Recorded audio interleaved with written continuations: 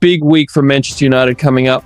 Let's talk about their Europa League match against PAOK on Thursday night. It's become a crucial game for the Red Devils, especially since they've only managed 3 draws so far. So, what do you think? Are we looking at a do or die situation for United? Absolutely. 3 draws in the Europa League and they're sitting at 21st. It's a long way from the top. They need these 3 points against PAOK to keep any real chance of advancing.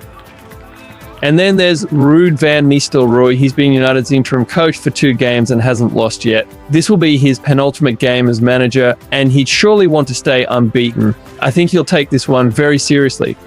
Yes, with everything that's happened under Ten Hag, Van Nistelrooy really needs a win to turn things around. I'd imagine he'll go for a stronger lineup than usual to ensure they don't leave it up to chance. He doesn't have much choice, right? United's Europa League status could be at stake and PAOK won't go easy on them. They're coming to Old Trafford looking to cause an upset. What's your take on the team lineup? Honestly, I think Van Nistelrooy will pick a strong starting 11, but he might still rotate a few players. They've had a packed schedule lately, so he'll be cautious. It sounds like players like Harry Maguire, Kobbie Mainoo, Mason Mount, and Luke Shaw are still out. So that limits his choices a bit.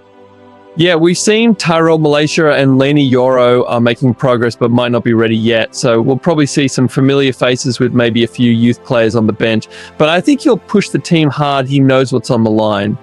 And the stakes are high. United needs this win to keep Europa hopes alive, and a win could be the boost they need. What do you think this game means for Van Nistelrooy personally? It's huge. Staying unbeaten as an interim manager is no small feat, especially with all the pressure from fans and critics. If he manages a win, it'll add to his credibility, and he'll go into his final game with even more confidence. Not to mention, this could be his chance to leave a lasting impression. A win in a crucial match like this, especially in front of the home fans, would be a memorable way to wrap up his interim period. Alright everyone, let's dive into what we expect Van Nistelrooy's lineup will look like for Manchester United's next Europa League clash. It's a mix of familiar faces and a few hopefuls, so let's see who we're putting on the field. First up in goal, Altay Bayindir. Now, we all know Andre Onana is the first choice, but Altay Bayindir took the reins in the last game against Leicester and held his own. So he's likely to start again here. It's a good opportunity for him to show what he's got and keep some pressure off Onana. Moving over to Diogo Dalot at right back. Now, he hasn't been in top form recently, but the options are limited. Dalot has experience and will need him to step it up for this match. He'll face PAOK on Thursday night, which will be a good test of his endurance and ability. In central defense, Victor Lindelof should step in, with Van Nistelrooy trying to keep the squad fresh and avoid overworking Matthijs de Ligt. Lindelof's rotation makes sense here. A chance for him to add some stability and keep the defense solid.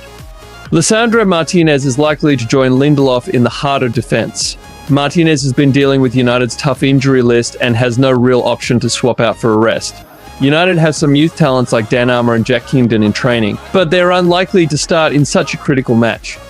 Over at left back, Nizar Mazraoui has been impressive. We've seen him take this role under Van Nistelrooy, and he's looked confident and composed.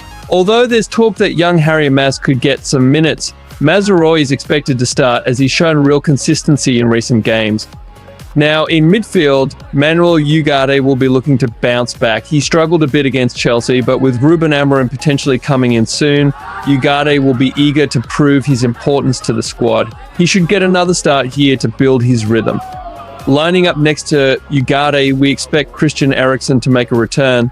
Casemiro might take a rest after some excellent recent performances, and with Eriksen just coming back from a few missed games. This is a great time for him to get back on the pitch. There's even a chance we could see a young debut from Jace Fitzgerald later in the game. On the right wing, Amad Diallo has earned his place. He's had fewer minutes than he probably deserves despite a promising start to the season. We're expecting him to start here and bring that creative spark we know he has.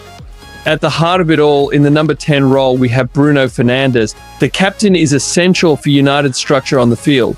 While there's hope for a young Jack Fletcher to make his debut soon, Bruno will take the lead from the start.